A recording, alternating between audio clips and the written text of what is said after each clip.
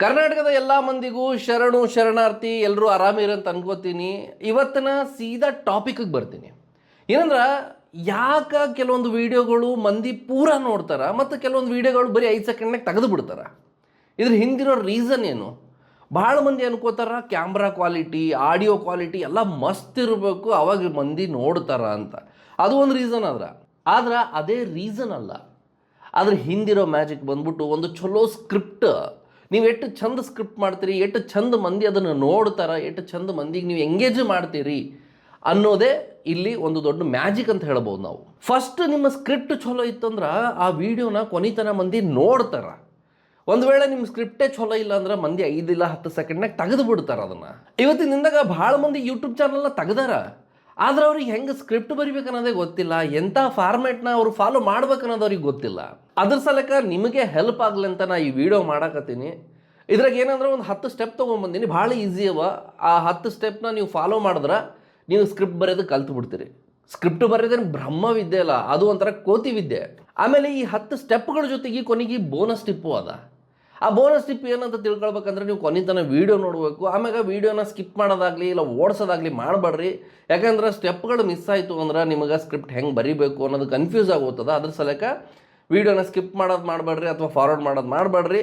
ಬರ್ರಿ ಹಂಗಾರೆ ಶುರು ಮಾಡೋಣ, ಹೆಂಗೆ ವೀಡಿಯೋ ಸ್ಕ್ರಿಪ್ಟನ್ನು ಬರೀಬೇಕು ಅನ್ನೋದನ್ನ ತಿಳ್ಕೊಳ್ಳೋಣ. ಇಲ್ಲಿ ಫಸ್ಟ್ ಸ್ಟೆಪ್ ಏನಂದ್ರೆ ನೀವು ಫಸ್ಟ್ ಯಾವ ಟಾಪಿಕ್ ಮ್ಯಾಗ ವೀಡಿಯೋ ಮಾಡ್ಬೇಕಂತೀರಿ ಫಸ್ಟ್ ಅದನ್ನು ಕ್ಲಿಯರ್ ಮಾಡ್ಕೋರಿ. ಕೆಲವೊಬ್ರು ಏನು ಮಾಡ್ತಾರಂದ್ರೆ ಈ ಮೈಥಾಲಜಿ ವೀಡಿಯೋಸ್ಗಳು ಮಾಡ್ತಾರಂದ್ರೆ ದೇವರು ದಿಂಡ್ರು ರಾಮಾಯಣ ಮಹಾಭಾರತ ವೀಡಿಯೋ ಮಾಡ್ತಾರೆ. ಕೆಲವೊಬ್ಬರು ಮಿಸ್ಟ್ರಿ ವೀಡಿಯೋಸ್ ಮಾಡ್ತಾರೆ, ಕೆಲವೊಬ್ಬರು ಟೀಚಿಂಗ್ ವೀಡಿಯೋಸ್ಗಳು ಮಾಡ್ತಾರೆ. ಅವ್ರವ್ರು ಯಾವ್ದು ಈಸಿ ಆಗ್ತದೆ, ಅವರಲ್ಲಿ ಯಾವ ಕಲೆ ಅದ ಅದನ್ನು ಅವರು ಅರ್ಥ ಮಾಡ್ಕೊಂಡು ಅದ್ರ ಮ್ಯಾಗ ಅವರು ವೀಡಿಯೋಗಳು ಮಾಡ್ತಾರೆ. ಹಂಗೆ ನಿಮ್ಮಲ್ಲಿ ಯಾವ ಕಲೆ ಅದ, ನೀವೇನು ಭಾಳ ಈಸಿಯಾಗಿ ಜನರಿಗೆ ಹೇಳ್ತೀರಿ, ಕತೆ ಹೇಳ್ತೀರ, ಪಾಠ ಹೇಳ್ತೀರ, ಏನು ನೀವು ಹೇಳಬಹುದು ಅದನ್ನು ಫಸ್ಟ್ ತಿಳ್ಕೊರಿ. ಅದನ್ನು ಟಾಪಿಕ್ನ ಚೂಸ್ ಮಾಡಿರಿ. ನೀಶ್ ಅಂತಾರೆ, ಆ ನೀಶ್ನ ಚೂಸ್ ಮಾಡ್ಕೊರಿ. ಫಸ್ಟ್ ಯಾವ ನೀಶ್ ಮ್ಯಾಗ ನೀವು ವೀಡಿಯೋಗಳು ಮಾಡ್ಬೇಕಂತೀರಿ, ಇದು ಫಸ್ಟ್ ಸ್ಟೆಪ್ ಆಗಿರುತ್ತೆ ನಿಮ್ಮದು. ಯಾಕಂದ್ರೆ ಈಗ ನೋಡ್ರಿ, ನಿಮಗೆ ಹಿಸ್ಟ್ರಿದಾಗ ಇಂಟ್ರೆಸ್ಟ್ ಅದಂತ ಇಟ್ಕೋರಿ. ನೀವು ಹಿಸ್ಟ್ರಿ ಕಥೆಗಳು ಚಂದ ಹೇಳ್ತೀರಿ, ಮಂದಿಗೆ ಅರ್ಥ ಆಗಂಗೆ ಹೇಳ್ತೀರಿ, ಡೀಪ್ ರಿಸರ್ಚ್ ಮಾಡ್ತೀರಿ ಅದ್ರ ಬಗ್ಗೆ ಅಂತ ಅಂದ್ಕೊಡ್ರಿ. ಆದ್ರೆ ನೀವೇನು ಮಾಡ್ತೀರಿ, ಹಿಸ್ಟ್ರಿ ಬಿಟ್ಟು ಬೇರೆ ಏನೋ ಹೇಳಕ್ಕೆ ಹೋಗ್ತೀರಿ. ಯಾಕಂದ್ರೆ ಅದ್ರಾಗ ನಿಮ್ಗೆ ನಾಲೆಜು ಇರಲ್ಲ, ಆಮ್ಯಾಗ ಅದಕ್ಕೆ ನಿಮ್ಗೆ ಇಂಟ್ರೆಸ್ಟು ಇರಲ್ಲ. ಇಲ್ಲ ಅದು ಚಂದ ಓಡ್ತದೆ ಯೂಟ್ಯೂಬ್ನಾಗ, ಅದು ಮಾಡಮಂತ ಅದ್ರ ಹಿಂದೆ ಹೋದ್ರೆ ಅಂತ ಇಟ್ಕೋರಿ, ನೀವು ಅಲ್ಲಿ ಎಡವುತ್ತೀರಿ, ಇಲ್ಲೇ ನೀವು ತಪ್ಪು ಮಾಡ್ತೀರಿ. ಹಾಗಾಗಿ ಫಸ್ಟ್ ನೀವು ಯಾವುದ್ರ ಕಂಫರ್ಟ್ ಇರಿ ಆ ಟಾಪಿಕ್ನ ಚೂಸ್ ಮಾಡ್ಕೊಂಡು ಅದ್ರ ಹಿಂದೆ ಹೋಗ್ರಿ. ಸ್ಟೆಪ್ 2 ಬಂದ್ಬಿಟ್ಟು ರಿಸರ್ಚು. ಈಗ ಒಂದು ಟಾಪಿಕ್ ರೆಡಿ ಮಾಡ್ಕೊಂಡಿರಿ, ನಾ ಈ ಟಾಪಿಕ್ ಮ್ಯಾಗ ವೀಡಿಯೋ ಮಾಡ್ಬೇಕಂತ ನೀವು ಆಲ್ರೆಡಿ ನಿರ್ಧಾರ ಮಾಡಿರಿ. ಆದ್ರೆ ಅದ್ರೊಳಗೆ ಹೆಂಗೆ ಏನೇನು ಪಾಯಿಂಟ್ಗಳನ್ನ ಆ್ಯಡ್ ಮಾಡ್ತೀರಿ, ಆ ಪಾಯಿಂಟ್ಗಳು ಬರೋ ಸಲಕ್ಕೆ ನೀವು ರಿಸರ್ಚ್ ಮಾಡಬೇಕು. ಏನು ರಿಸರ್ಚು, ಎಂಥ ರಿಸರ್ಚು, ಹೆಂಗೆ ರಿಸರ್ಚು, ಏನು ರಿಸರ್ಚ್ ಅಂದ್ರೆ ಆ ಟಾಪಿಕ್ಗೆ ತಕ್ಕಂಗೆ ಆ ಪಾಯಿಂಟ್ಸ್ಗಳು ಏನೇನು ಬೇಕು ಅನ್ನೋದು ರಿಸರ್ಚು. ಎಲ್ಲಿಂದ ಮಾಡ್ತೀರಿ, ಯೂಟ್ಯೂಬ್ನಾಗ ನೋಡ್ರಿ, ಭಾಳ ವೀಡಿಯೋಗಳವ, ಅವ್ರದ್ದೊಂದು ವೀಡಿಯೋ ನೋಡ್ಬಿಟ್ಟು ಅದೊಂದಿಷ್ಟು ಪಾಯಿಂಟ್ಸ್ಗಳು ಬರ್ಕೋರಿ, ಅದನ್ನು ಆ್ಯಡ್ ಮಾಡಿರಿ. ಗೂಗಲ್ಗೆ ಹೋರಿ, ಅಲ್ಲಿ ನಿಮಗೆ ಪೂರಾ ವಿಕಿಪೀಡಿಯಾ ಸಿಗ್ತದೆ ಆ ಟಾಪಿಕ್ ಮ್ಯಾಗ. ಆಮೇಲೆ ವೆಬ್ಸೈಟ್ಗಳವ, ಇಲ್ಲ ಪುಸ್ತಕಗಳು ಓದ್ರಿ. ಟಾಪಿಕ್ ನೀವು ಮನಾರ ಕಡೆಯಿಂದ ಸಿಗುತ್ತದೆ ನಿಮಗೆ. ಅಂದರೆ ಭಾಳ ಕಡೆಯಿಂದ ನೀವು ರಿಸರ್ಚ್ ಮಾಡ್ಬೋದು. ಒಂದು ಟಾಪಿಕ್ ಮ್ಯಾಗ ನಾ ಯೂಟ್ಯೂಬ್ನಾಗೂ ನೋಡ್ತೀನಿ, ಗೂಗಲ್ನಾಗೂ ನೋಡ್ತೀನಿ, ಬುಕ್ಕು ಓದ್ತೀನಿ, ಇಲ್ಲ ವೆಬ್ಸೈಟ್ ರಿಸರ್ಚ್ ಮಾಡ್ತೀನಿ. ನಿಮ್ಗೆ ಯಾವುದು ಬೇಕಾದರೂ ಮಾಡಬಹುದು. ಈಗ ಒಂದು ಎಕ್ಸಾಂಪಲ್, ರಾಣಿ ಚೆನ್ನಮ್ಮನ ವೀಡಿಯೋ ಮಾಡತ್ತೀರಂದ್ರೆ ಯೂಟ್ಯೂಬ್ನಾಗ ರಾಣಿ ಚೆನ್ನಮ್ಮನ ರಿಲೇಟೆಡ್ ವೀಡಿಯೋಸ್ಗಳು ಓಪನ್ ಮಾಡಿರಿ. ಅದ್ರಾಗ ಒಂದಿಷ್ಟು 4-5 ವೀಡಿಯೋದಾಗ ಒಂದೊಂದು ಪಾಯಿಂಟ್ ತೊಗೊಂಡು ಬರ್ಕೊಂಡು ನಿಮ್ದೊಂದು ವೀಡಿಯೋ ಮಾಡಿರಿ. ಇಲ್ಲ ಗೂಗಲ್ಗೆ ಹೋಗ್ರಿ, ವಿಕಿಪೀಡಿಯಾ ತೆಗೀರಿ, ರಾಣಿ ಚೆನ್ನಮ್ಮಂದು ಪೂರ ಸಿಗುತ್ತದೆ. ಅವರ ಸಾಹಸಗಳು, ಅವರ ಹೋರಾಟಗಳು ಎಲ್ಲ ಸಿಗ್ತದೆ. ಅದನ್ನು ಬರ್ಕೋರಿ, ಆ ಸ್ಕ್ರಿಪ್ಟ್ ರೆಡಿ ಮಾಡಿಕೊಂಡು ಅವಾಗ ವೀಡಿಯೋ ಮಾಡಿರಿ. ಅರ್ಥ ಆಯಿತು ಅನ್ಕೋತೀನಿ. ಮುಂದಿನ ಸ್ಟೆಪ್ಪಿಗೆ ಹೋಗಮ್ಮ. ಸ್ಟೆಪ್ 3 ಬಂದುಬಿಟ್ಟು ನಿಮ್ಮ ಆಡಿಯನ್ಸ್ ಯಾರು ಅನ್ನೋದನ್ನು ನೀವು ತಿಳ್ಕೊಬೇಕಾಗ್ತದೆ ಫಸ್ಟು. ಅಂದ್ರೆ ನೀವು ಯಾರಿಗೆ ಈ ವಿಡಿಯೋ ಮಾಡತ್ತೀರಿ, ಸ್ಟೂಡೆಂಟ್ ಸೆಲೆಕ್ಟ್ ಮಾಡತ್ತೀರ, ಅಥವಾ ಇಲ್ಲ ಅಡಲ್ಟ್ ಸೆಲೆಕ್ಟ್ ಮಾಡತ್ತೀರ, ಇಲ್ಲ ಏಜ್ ಆಗ್ಯದಪ್ಪ ಒಂದು ಸ್ವಲ್ಪ ವಯಸ್ಸಾಗಿರೋ ಮಂದಿ ಮನೆಗೆ ಖಾಲಿ ಕೂತಿರ್ತಾರೆ ಅವ್ರಿಗೆ ಮಾಡ್ತೀರ, ಅಥವಾ ಈ ಮನೆಗೆ ಹೆಣ್ಮಕ್ಳು ಸೀರಿಯಲ್ಲು ಸಿನಿಮಾಗಳೇ ನೋಡ್ಕೊಂಡಿರ್ತಾರಲ್ಲ, ಇಲ್ಲ ಧಾರಾವಾಹಿಗಳು ನೋಡ್ಕೊಂಡಿರ್ತಾರೆ, ಅಂಥವ್ರು ಸೆಲೆಕ್ಟ್ ಮಾಡಕತ್ತೀರಿ. ಫಸ್ಟ್ ಯಾರಿಗೆ ಮಾಡಕತ್ತೀರಿ? ಎಕ್ಸಾಂಪಲ್ ಹೇಳ್ತೀನಿ, ಅಡುಗೆ ವೀಡಿಯೋ ಮಾಡ್ತೀರಿ ಅಂತ ಇಟ್ಕೋರಿ. ಹೆಣ್ಮಕ್ಳು, ನಾ ಅಡುಗೆ ಮಾಡ್ತೀನಿ, ಅದ್ರದ್ದು ವೀಡಿಯೋ ಮಾಡ್ಬಿಟ್ಟು ನಾ ಯೂಟ್ಯೂಬ್ನಾಗ ಹಾಕ್ತೀನಿ. ಈ ವಿಡಿಯೋಗಳನ್ನ ನೋಡೋದು ಯಾರು? ಮನೆಗೆ ಭಾಳ ಹೆಣ್ಮಕ್ಳೇ ನೋಡ್ತಾರೆ. ಯಾಕಂದ್ರೆ ಅವರೇ ಅಡುಗೆ ಮಾಡೋದು, ಹೆಣ್ಮಕ್ಳೇ ನೋಡಿದ್ರೆ ಅಂಥವ್ರು ಸೆಲೆಕ್ಟ್ ನೀವು ಮಾಡತ್ತೀರಿ ವೀಡಿಯೋ ಅಂದ್ರೆ ಅವ್ರು ತಲೆಗಿಟ್ಕೊಂಡೆ ವೀಡಿಯೋ ಸ್ಕ್ರಿಪ್ಟ್ನ ಬರೀಬೇಕು. ಇನ್ನು ಸ್ಟೆಪ್ 4ಗೆ ಬರೋದಾದ್ರೆ ಹುಕ್, ಅದೇ ಹೇಳಿದ್ನಲ್ಲ ಲಾಸ್ಟ್ ವೀಡಿಯೋದಾಗ ನಿಮ್ಗೆ ಹೇಳಿನ ಆಲ್ರೆಡಿ. ಹುಕ್ ಅಂದ್ರೆ ಸ್ಟಾರ್ಟಿಂಗ್ 30 ಸೆಕೆಂಡ್ ಹೆಂಗೆ ಹಿಡ್ದಿಟ್ಕೋತೀರಿ ಮಂದಿ ನಿಮ್ಮ ವೀಡಿಯೋದಾಗ ಕೂಡ್ತಾರ ಇಲ್ಲ ಅನ್ನೋದು ಸ್ಟಾರ್ಟಿಂಗ್ 30 ಸೆಕೆಂಡೇ ಹೇಳ್ತದೆ. ಈಗ ನನ್ನ ವೀಡಿಯೋನು ಅಟ್ಟೆ ಸ್ಟಾರ್ಟಿಂಗ್ 30 ಸೆಕೆಂಡನ್ನ ಚಲೋ ಮಾಡಿಲ್ಲ ಅಂದ್ರೆ ಮಂದಿ ಬಿಟ್ಟು ಹೋಗ್ಬಿಡ್ತಾರೆ, ನೋಡಲ್ಲ, ಯಾರೂ ನೋಡಲ್ಲ. ಸೊ ಆ ಸ್ಟಾರ್ಟಿಂಗ್ 30 ಸೆಕೆಂಡ್ ಏನು ಹೇಳ್ತೀರಿ ಮಂದಿ ಅಂತ ಇಂಟ್ರೆಸ್ಟಿಂಗ್ ಪಾಯಿಂಟ್ ಏನು ಹೇಳ್ತೀರಿ, ಆ ಹುಕ್ಕನ್ನ ನೀವು ಬರೀಬೇಕಾಗ್ತದ. ಇದು ಇಂಪಾರ್ಟೆಂಟ್ ಆಗ್ತದ ಇಡೀ ವೀಡಿಯೋಗೆ. ಆ ಸ್ಟಾರ್ಟಿಂಗ್ದು 30 ಸೆಕೆಂಡ್ ಯಾಕೆ ಇಷ್ಟು ಇಂಪಾರ್ಟೆಂಟ್ ಆಗ್ತದಂದ್ರೆ ಈ ವಿಡಿಯೋ ಪೂರಾ ಭವಿಷ್ಯ ಆ 30 ಸೆಕೆಂಡ್ನಾಗ ನಿಂತಿರ್ತದೆ. ಅಂದ್ರೆ ಮಂದಿಗೆ ಗೊತ್ತಾಗ್ತದೆ ಈ ವಿಡಿಯೋ ನೋಡ್ಬೇಕಾ ಇಲ್ಲ ತೆಗೆದು ಬಿಡ್ಬೇಕಾ ಅನ್ನೋದು. ನಿಮಗೆ ಎಕ್ಸಾಂಪಲ್ ಕೊಡೋದಾದ್ರೆ ಇದೇ ವಿಡಿಯೋ ರಿಲೇಟೆಡ್ ಒಂದು ಲೈನ್ ಹೇಳ್ತೀನಿ. ನಿಮ್ಮ ವೀಡಿಯೋಸ್ಗಳಿಗೆ ವ್ಯೂಸ್ ಬರಲಾಗ್ಯಾವ, ಯಾಕೆ? ನೀವೇನೋ ತಪ್ಪು ಮಾಡತ್ತೀರಿ. ಅದು ಏನು ತಪ್ಪು ಅನ್ನೋದು ಈ ವಿಡಿಯೋದಾಗ ತಿಳ್ಕೊಳಮ್ಮ. ಆ ತಪ್ಪು ಮತ್ತೆ ಮಾಡ್ಲಾರ್ದಂಗೆ ನಾವು ಅದ್ರ ಬಗ್ಗೆ ತಿಳ್ಕೊಂಡು ವಿಡಿಯೋ ಮಾಡಮು. ಅವಾಗ ಏನಾಗ್ತದಂದ್ರೆ ಮಂದಿ ಇವು ಏನೋ ಹೇಳತ್ತ ನೀವು ಅಂದ್ರೆ ನಾ ಏನೋ ತಪ್ಪು ಮಾಡತ್ತೀನಿ ಅದಕ್ಕೆ ನನ್ನ ವೀಡಿಯೋಸ್ ವ್ಯೂಸ್ ಬರಲಾಗ್ಯಾವ, ನನ್ನ ವೀಡಿಯೋ ವೈರಲ್ ಆಗಲಾಗ್ಯದ, ಏನೋ ಹೇಳ್ತೀನಿ ಅನ್ಲಿಕ್ಕೆ ಮೋಸ್ಟ್ಲಿ ಈ ವಿಡಿಯೋದಾಗ ಹೇಳ್ಬೋದು ಪೂರಾ. ಬಟ್ ನೀವೇನು ಪ್ರಾಮಿಸ್ ಮಾಡಿರಲ್ಲ ಅದ್ರ ತಕ್ಕಂಗೆ ಆ ವಿಡಿಯೋದಾಗ ನೀವು ಹೇಳ್ಕೊಂಡು ಹೋಗ್ಬೇಕು. ಮತ್ತು ನೀವು ಸ್ಟಾರ್ಟಿಂಗ್ ಬರೀ 30 ಸೆಕೆಂಡ್ ಹೊಕ್ಕು ಮಸ್ತ್ ಮಾಡಿ ಪೂರಾ ವಿಡಿಯೋ ಕೇಳಿಸಿಡೋದಲ್ಲ, ಸ್ಕ್ರಿಪ್ಟ್ ಹಂಗೆ ಬರೀಬೇಕು. ಇನ್ನು ಸ್ಟೆಪ್ 5 ಬಂದ್ಬಿಟ್ಟು ಇಂಟ್ರೊಡಕ್ಷನು. ಅಂದ್ರೆ ಇಡೀ ಸ್ಕ್ರಿಪ್ಟನ್ನ ಇಂಟ್ರೊಡ್ಯೂಸ್ ಮಾಡೋದು. ನೀವೇನು ಹೇಳಕ್ಕೊಂತೀರಿ ಈಗ ಎಕ್ಸಾಂಪಲ್ ಈ ವಿಡಿಯೋದಾಗ ನಾನು ಏನು ಹೇಳಕ್ಕೊಂತೀನಿ ಅಂದ್ರೆ ಒಂದು 10 ಸ್ಟೆಪ್ ಅವ. ನಾ ಮೊದಲಿಗೆ ಹೇಳಿ ನಿಮ್ಗೆ 10 ಸ್ಟೆಪ್ ಅವ, ಅದನ್ನು ಕಲ್ತ್ರೆ ನೀವು ಈಸಿಯಾಗಿ ಸ್ಕ್ರಿಪ್ಟ್ ಬರೀತೀರಿ ಅಂತ. ನಾ ಅದೇ ಹೇಳತ್ತೀನಿ. ಈಗ ನಿಮ್ಗೆ ಈ ವಿಡಿಯೋದಾಗ 10 ಸ್ಟೆಪ್ ಅವ, ಆ 10 ಸ್ಟೆಪ್ ನೀವು ಕರೆಕ್ಟಾಗಿ ತಿಳ್ಕೊಂಡ್ರೆ ಸ್ಕ್ರಿಪ್ಟ್ ಬರೋದು ನಿಮ್ಗೆ ಈಸಿ ಆಗ್ತದೆ, ನಿಮ್ಮ ಪರ್ಫಾರ್ಮೆನ್ಸು ಯೂಟ್ಯೂಬ್ನಾಗ ಬೆಟರ್ ಆಗ್ತದೆ. ಇದು ಇಂಟ್ರೊಡಕ್ಷನ್ನು. ಅದಾದ್ಮೇಲೆ 10 ಸ್ಟೆಪ್ ಏನು ಅನ್ನೋದು ನಾ ಕಂಟಿನ್ಯೂ ಮಾಡ್ಕೊಂಡು ಹೊಂಟೀನಿ, ಹೌದಿಲ್ಲ? ಹಂಗೆ ನೀವು ಇಂಟ್ರೊಡ್ಯೂಸ್ ಮಾಡಬೇಕು. ಎಕ್ಸಾಂಪಲು ಒಂದು ಅಡುಗೆ ವಿಡಿಯೋ ಇತ್ತಂತ ಇಟ್ಕೋರಿ, ಹೆಣ್ಮಕ್ಳು ಮಾಡತ್ತಾರಂದ್ರೆ ಪಲ್ಯ ಮಾಡತ್ತೀರಿ, ಯಾವುದೋ ಒಂದು ಯಾವ ಪಲ್ಯ ಮಾಡತ್ತೀರಿ, ಆಮ್ಯಾಗ ಅದ್ರ ವಿಧಾನಗಳು ಹೇಳ್ಕೊಂಡು ಹೋಗೋದು. ಆ ಪಲ್ಯ ಇಂಪಾರ್ಟೆನ್ಸ್ ಏನದ, ಏನರ ಹೆಲ್ತ್ಗೆ ರಿಲೇಟೆಡ್ ಚಲೋ ಆಗ್ತದೆ, ಇದು ಪಲ್ಯ ತಿಂದ್ರೆ ನಿಮ್ಮ ಆರೋಗ್ಯ ಸುಧಾರಿಸ್ತದೆ, ಹಂಗೆ ಹೆಂಗಿತ್ತಂದ್ರೆ ಅದು ಸ್ಟಾರ್ಟಿಂಗ್ ಅದು ಹುಕ್ ಆಗ್ತದೆ. ಆಮ್ಯಾಗ ಏನು ಪಲ್ಯ ಮಾಡತ್ತೀರಿ ಅದು ಇಂಟ್ರೊಡಕ್ಷನ್ ಆಗುತ್ತೆ. ಆಮ್ಯಾಗ ಏನು ಬರುತ್ತಲ್ಲ ಪಾಯಿಂಟ್ಸ್ಗಳು ಅದು ಕಂಟಿನ್ಯೂ ಆಗುತ್ತೆ.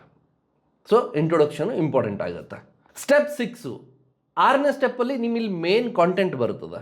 ಅಂದ್ರೆ ಈಗದೇ ಹೇಳಿದ್ನಲ್ಲ ಅಡುಗೆ ಮಾಡೋ ವಿಧಾನ ಹೆಂಗದ, ಫಸ್ಟ್ ಇದು ಹಾಕ್ರಿ ಆಮೇಲೆ ಇದು ಹಾಕ್ರಿ ಅಂತ ಹೇಳ್ತಿರಲ್ಲ, ಇದು ಮೇನ್ ಕಾಂಟೆಂಟ್ ಆಗ್ತದೆ. ಹಾಗೆ ಈಗ ಇದ್ರಾಗ ನಾ 10 ಸ್ಟೆಪ್ ಏನೋ ಹೇಳ್ಕೊಂಡು ಹೋಗ್ತೀನಿ ಅಂತ ಹೇಳಿದ್ನಲ್ಲ, 1ನೇ ಸ್ಟೆಪ್ಪು 2ನೇ ಸ್ಟೆಪ್ಪು 3ನೇ ಸ್ಟೆಪ್ ಏನು ಹೇಳ್ಕೊಂಡು ಹೊಂಟಿಲ್ಲ, ಇದು ಮೇನ್ ಕಾಂಟೆಂಟ್ ಆಗ್ತದೆ.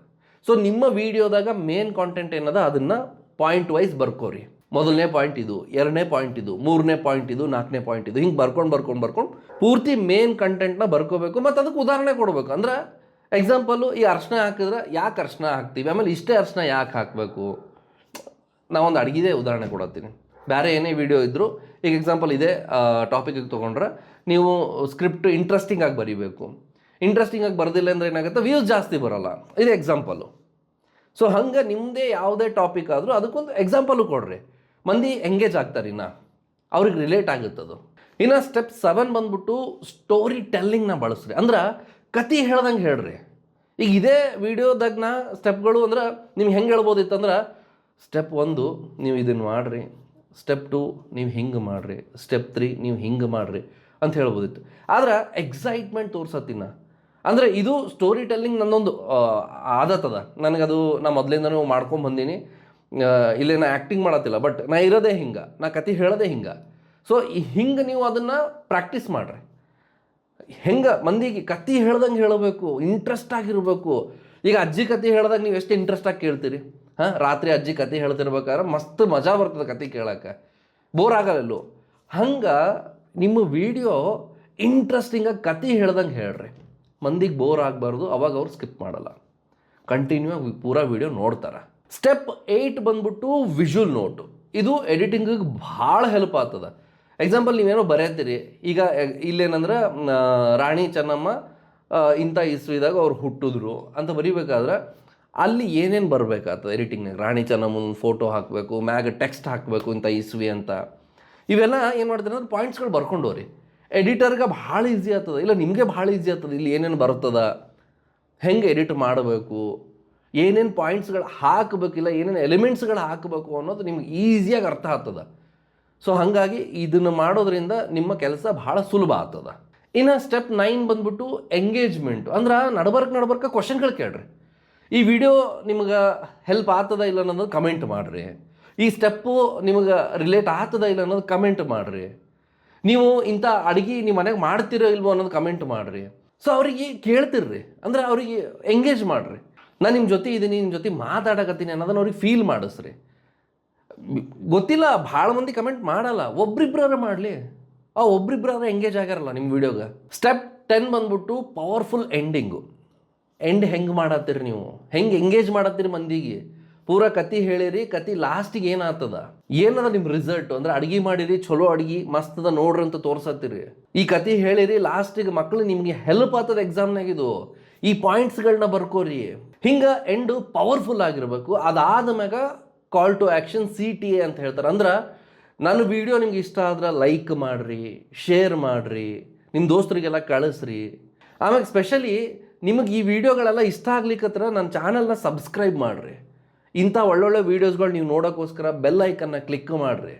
ಇದು CTA ಕಾಲ್ ಟು ಆ್ಯಕ್ಷನ್ ಅಂತ ಹೇಳ್ತಾರೆ. ಇದು ನೀವು ಹೇಳಬೇಕಾಗ್ತದೆ ಎಂಡಿಗೆ, ವಿಡಿಯೋ ಎಲ್ಲ ಮುಗಿದ ಮ್ಯಾಗ. ಇನ್ನು ಬೋನಸ್ ಟಿಪ್ಪಿಗೆ ಬರೋದಾದ್ರೆ ಸಿಂಪಲ್ ಅದ. ಸ್ಕ್ರಿಪ್ಟು ಫಸ್ಟಿಗೆ ನಂದು ಅದ್ಭುತವಾಗಿರಬೇಕು, ಪರ್ಫೆಕ್ಟಾಗಿರಬೇಕು ಅಂತ ಹೇಳಿ ದಿನಗಳಗಟ್ಟಲೆ ಬರ್ಕೊಂಡು ಕೂಡಬೇಡ್ರಿ. ಶುರು ಮಾಡಿರಿ. ಹಂತ ಹಂತವಾಗಿ ನೀವು ಬೆಟರ್ ಆಗ್ತೀರಿ. ಒಂದೇ ದಿನದಾಗ ಯಾರೂ ಬೆಟರ್ ಆಗಲ್ಲ. ಆಮೇಲೆ ದೊಡ್ಡ ದೊಡ್ಡ ಪದ ಬಳಸಬೇಡ್ರಿ. ನಿಮ್ಗೆ ಯಾವುದು ಈಸಿ ಅನ್ನಿಸ್ತದ, ಯಾವುದು ಹೇಳಕ್ಕೆ ಈಸಿ ಆಗ್ತದ ಅಂಥ ಪದಗಳನ್ನ ಬಳಸ್ಕೋರಿ. ರೆಕಾರ್ಡ್ ಮಾಡೋಕ್ಕೆ ಮುಂಚೆ ಒಂದು ಸರ್ತಿ ಸ್ಕ್ರಿಪ್ಟ್ನ ಪೂರ್ತಿ ಓದ್ಕೊಂಡು ಪ್ರಾಕ್ಟೀಸ್ ಮಾಡಿರಿ. ಪ್ರಾಕ್ಟೀಸ್ ಮಾಡಿ ಅದಾದ ಮ್ಯಾಗ ರೆಕಾರ್ಡಿಗೆ ಬರ್ರಿ. ನೀವೇನು ಮಾಡ್ತೀರಿ ಅಂದ್ರೆ ಸೀದಾ ಸ್ಕ್ರಿಪ್ಟ್ ಆದ್ಮೇಲೆ ಸೀದಾ ಬಂದು ಕ್ಯಾಮ್ರಾ ಮುಂದೆ ರೆಕಾರ್ಡ್ ಮಾಡೋಕೆ ಹೋಗ್ತೀರಿ. ಪದೇ ಮತ್ತೆ ಏನಂದ್ರೆ ರೀಟೇಕ್ಗಳಾಗ್ತಾವೆ. ಅದಕ್ಕೆ ಬೆಟ್ರ್ ಏನಂದ್ರೆ ಸ್ಕ್ರಿಪ್ಟ್ ಒಂದು ಸರ್ತಿ ಓದ್ಕೋರಿ, ಪ್ರಾಕ್ಟೀಸ್ ಮಾಡಿರಿ, ಅದಾದ್ಮ್ಯಾಗ ರೆಕಾರ್ಡ್ ಮಾಡಿರಿ, ಜಲ್ದಿ ರೆಕಾರ್ಡಿಂಗ್ ಆಗ್ತದೆ. ಲಾಸ್ಟ್ ಮಾತು ಏನಂದ್ರೆ ಮತ್ತೆ ಹೇಳ್ತೀನಿ, ಒಂದು ಚಲೋ ವಿಡಿಯೋ ಮಾಡೋಕೆ ಕ್ಯಾಮ್ರಾ ಕ್ವಾಲಿಟಿ ಆಗಲಿ, ಆಡಿಯೋ ಕ್ವಾಲಿಟಿ ಆಗಲಿ ಮಸ್ತ್ ಇರಬೇಕು ಅನ್ನೋದು ಅದೆಲ್ಲ ಸೆಕೆಂಡ್ರಿ. ಎಡಿಟಿಂಗು ಸೂಪರ್ ಇರಬೇಕು ಅನ್ನೋದು ಸೆಕೆಂಡ್ರಿ. ಜಾಸ್ತಿ ತಲೆ ಕೆಡಿಸ್ಕೊಬೇಡ್ರಿ, ನನಗೆ ಕ್ವಾಲಿಟಿ ಹಂಗೆ ಬೇಕು ಹಿಂಗೆ ಬೇಕನ್ನೋ ತಲೆ ಕೆಡಿಸ್ಕೊಬೇಡ್ರಿ. ಸ್ಕ್ರಿಪ್ಟ್ ಇಂಟ್ರೆಸ್ಟಿಂಗ್ ಮಾಡಿರಿ, ಕ್ಯೂರಿಯಾಸಿಟಿ ಮಾಡಿರಿ. ಮಂದಿ ನಿಮ್ಮ ವಿಡಿಯೋ ನೋಡ್ತಾರೆ. ಈ ವಿಡಿಯೋ ನಿಮ್ಗೆ ಇಷ್ಟ ಆದ್ರೆ ಇದೇ ಎಂಡ್ CTA. ಈ ವಿಡಿಯೋ ನಿಮ್ಗೆ ಇಷ್ಟ ಆದ್ರೆ ಲೈಕ್ ಮಾಡಿರಿ, ನಿಮ್ಮ ಫ್ರೆಂಡ್ಸ್ಗಳ ಜೊತೆನೂ ಶೇರ್ ಮಾಡಿರಿ. ಮತ್ತು ಇಂಥ ಇಂಟ್ರೆಸ್ಟಿಂಗ್ ವಿಡಿಯೋ ನೋಡ್ಬೇಕಂತಂದ್ರೆ ನನ್ನ ಚಾನಲ್ನ ಸಬ್ಸ್ಕ್ರೈಬ್ ಮಾಡಿರಿ. ಮತ್ತು ಮುಂದಿನ ವೀಡಿಯೋದಾಗ ಸಿಗೋಣ. ಅಲ್ಲಿವರೆಗೂ ಎಲ್ಲ ಕರ್ನಾಟಕದ ಜನತೆಗೂ ಶರಣಾರ್ಥಿ.